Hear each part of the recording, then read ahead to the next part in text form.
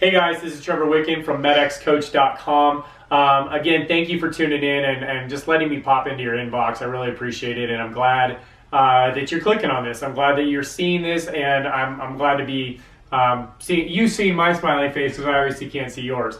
So this program is basically with the anti-sitting exercises. In our previous email that I can definitely send to you if you want, we really talked about getting the neck better, really getting the neck back aligned, because we sit and do this all day, or this all day, or this all day, or whatever. Well, this position right here, this sitting, is really what's causing a lot of problems with people too, because when you sit like this, you get a lot of tension on the outside of your legs here, you get a lot of tension going on in your hips through here, and you really start to collapse down. So you go into what's called an anterior fall instead of going into a posterior extension, right? You go into an anterior fall this way. So the first there's going to be 3 exercises in this video.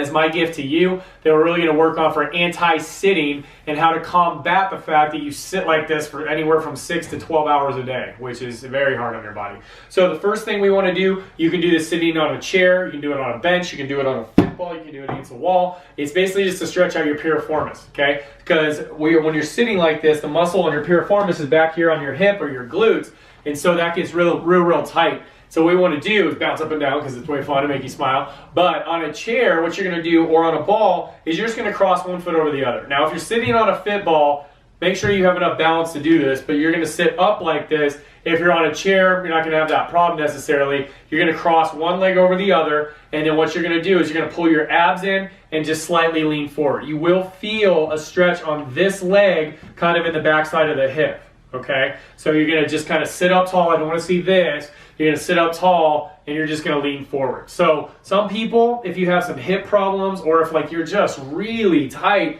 can't even get their leg up that high. So what I usually tell people is kind of just put one leg out, find a balance point, just kind of cross over the top and lean forward this way. You will feel something somewhere.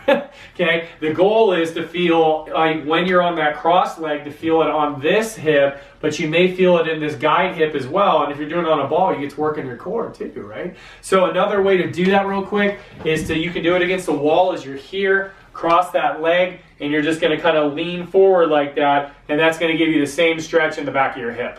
Okay? So we're going to move on to the next exercises. So we did that sitting ball exercise where we're really stretching out the piriformis. Now we're going to work on what's called an extension, a posterior subsystem extension for all these technical people, or a back extension, or a hip hinge. Because we sit like this all day, in order for us to have a healthy spine and hips, we need to be up like this, right? So this exercise is actually really good. I learned this from one of my mentors. Is you're standing this way, and you're going to take your hands, kind of put it on the back of your hip right here, so you kind of have a guide so you don't arch your back too far. What you're going to do is you're going to go down like this. Your back is nice and flat, and when I put my hands behind my back here, it actually flattens out my back, so I'm not doing this. So you want to get your hands behind your back, palms open, and then what you're going to do is you're just going to pull those abs in, stand up, push those hips forward, and then just slightly lean back, okay? And then you're going to come forward, hold, come up, slightly lean back, okay? Now, if you have back problems, that's okay. Like, this is actually going to help you stretch out that back. So you're just going to come down and hold, come back up, pull those abs in, squeeze the glutes a little, and come up, okay? So let's move on to the third exercise. The third exercise, we worked on the piriformis. We just worked on opening up that posterior chain, and now we're going to work on opening up that anterior chain. And so this is called a thumb grab, okay? So what you're going to do is you're going to stand, put your hands behind your back, and grip your thumbs. And then what you're going to do is you're just going to push your chest forward and reach the hands down.